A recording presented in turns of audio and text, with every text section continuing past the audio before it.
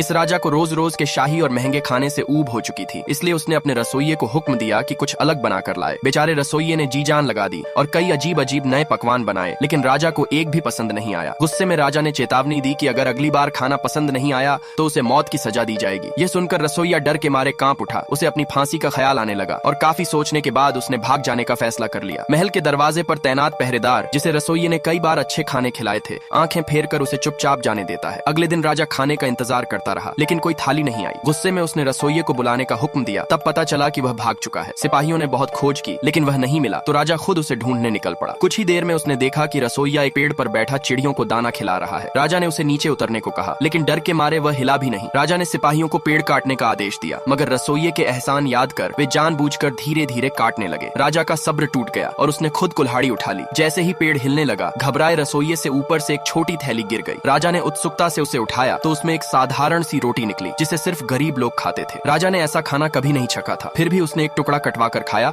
और हैरान रह गया। स्वाद कमाल का था। राजा ने पूछा कि यह खाना उसने पहले क्यों नहीं बनाया, तो रसोइये ने मुस्कुराकर कहा, महाराज, जब आपने कभी मांगा ही नहीं तो भला गरीबों का खाना कौन आपको परोसने की हिम्मत करता। ये सुनकर राजा हंस पड़ा और उसका गुस्सा शांत हो गया। उस दिन के बाद राजा ने एक नया हुक्म जारी किया, हर परोसा गया खाना पूरी तरह खाया जाएगा। सब्सक्राइब कर लो, अगला पार्ट जल्द ही आएगा।